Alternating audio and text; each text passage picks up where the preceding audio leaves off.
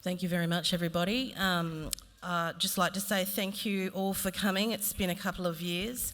I'm very mindful that we're lagging behind in time, so Chief Minister, I apologise for that this morning. Education, though, is incredibly important to us, so we'd like to just take this time while we've got a captured audience here. There's been a considerable amount of work done, as you can see, from this passionate speak here today. So before I go ahead and introduce the amazing Japati Munungarich, who is one of our board members, an integral part of this education pipeline. Without her passion and her drive and her resolution-seeking and solutions-focused mentality, we would not have gotten to this place, which is the education pipeline. I'm mindful that we've got a ceremonial opening coming too, but it's really important that we show you this presentation, and then I'm going to introduce Japati. So please.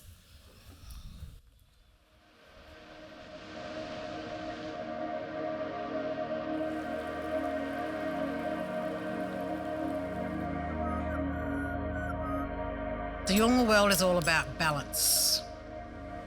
The tide comes in and out. The phases of the moon. The salt water meets the fresh water. Balance. This has always been a special place. This is where clan Yirika nations assemble. And the culture of Yolngu was right here. This garment is explained by my clan nations. It's a hand. And that's so meaningful to me as a Yolngu and my clan nation, Esquimalt people. And the spirit of the people lives right here in this escarpment.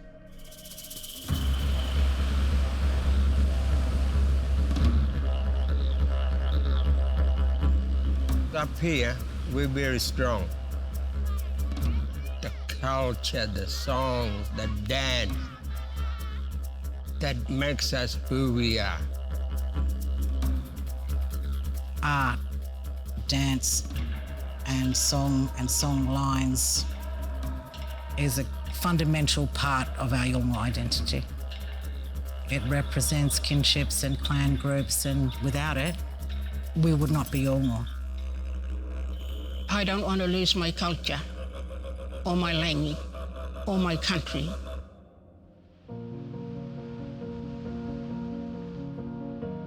Education is the key to everything. To understand things through different lenses is going to be an essential part of carrying on our culture and our connection to land for many generations to come.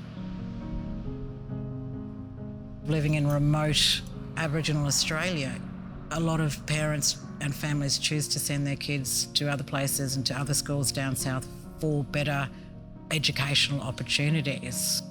For a very long time, there haven't been many options.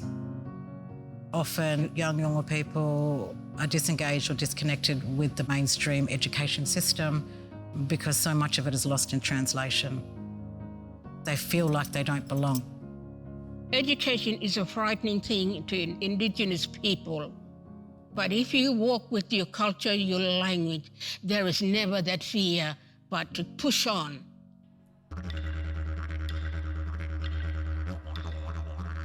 We are here in Gulkula. Gulkula would have been the first learning place for Yolngu. This is where cultures connected. This is where cultures share its knowledge. That's why it's special. It's so important that children learn Gunburabula stories. Gunburabula was the ancestral men hundreds and hundreds of years ago. Creatures of this place, and ceremonies are being made by him And Dupuma means that Kanburabra is looking up in the sky to the bees of the honey. And the saying says, "Nangangatil ira." Look to the future.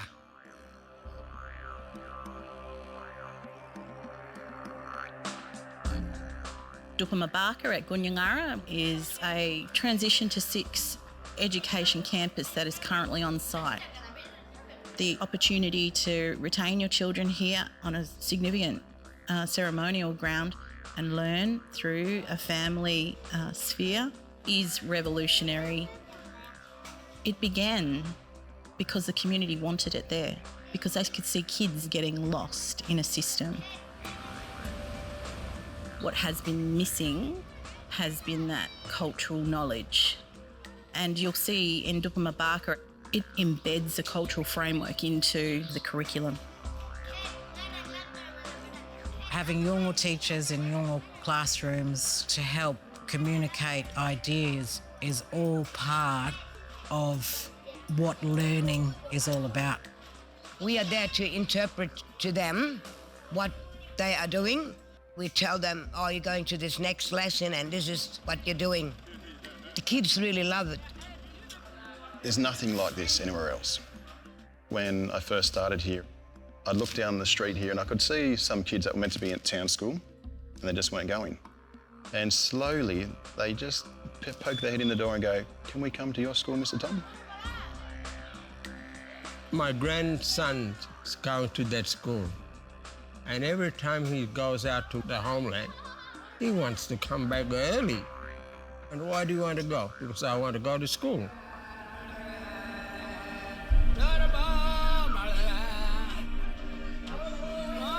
We celebrated Dupamabaka's first birthday today.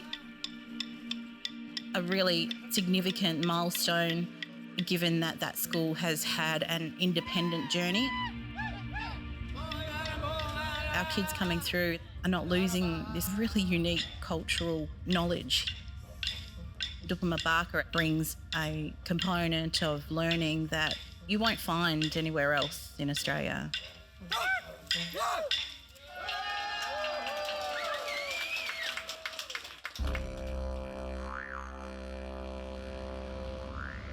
For our region, there's a significant amount of cultural learnings that young people grow up with here, to which we can apply some of that theory.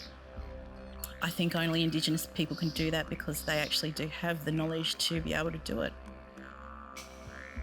What we are doing here is getting the paper bark.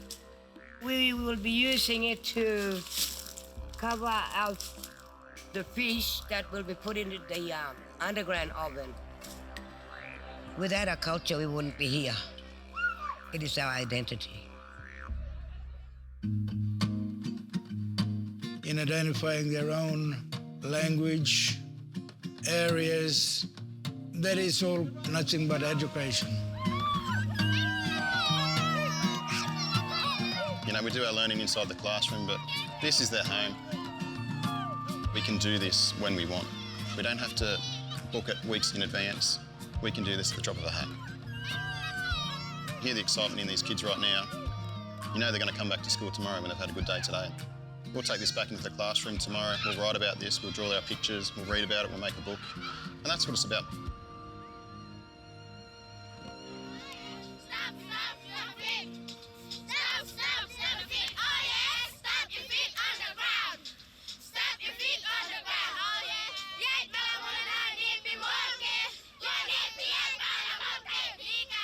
We do live in a bilingual world here in northeast Arnhem Land.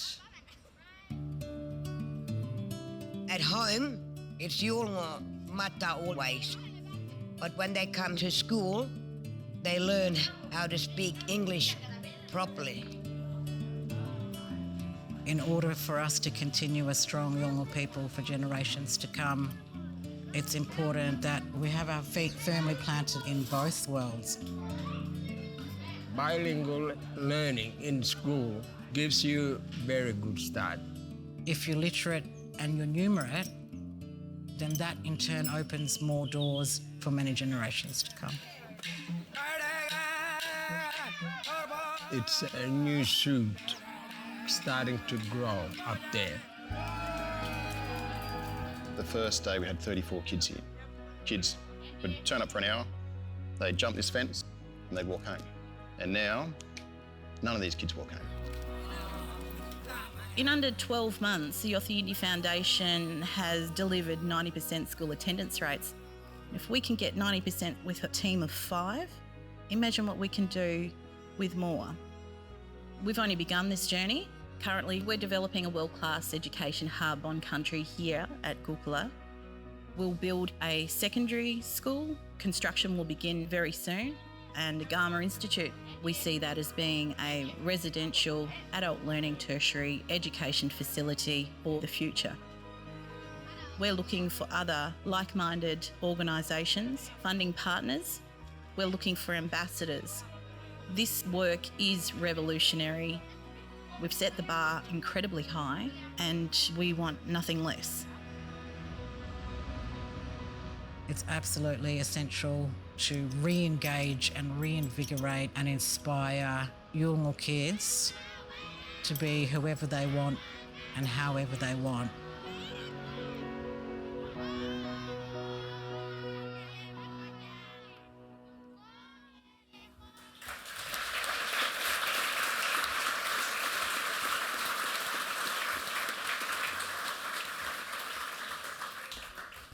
Thank you, everybody. I'm going to now introduce Japati Munungarech, who better than to talk to that beautiful presentation. Before I leave, I just want to mention that reiterated before you is this passion for education. It's nothing new, and it is very much based upon generations and generations of thinking. So, Yelme and Medkia, I completely acknowledge the work that you've done, and thank you for that time.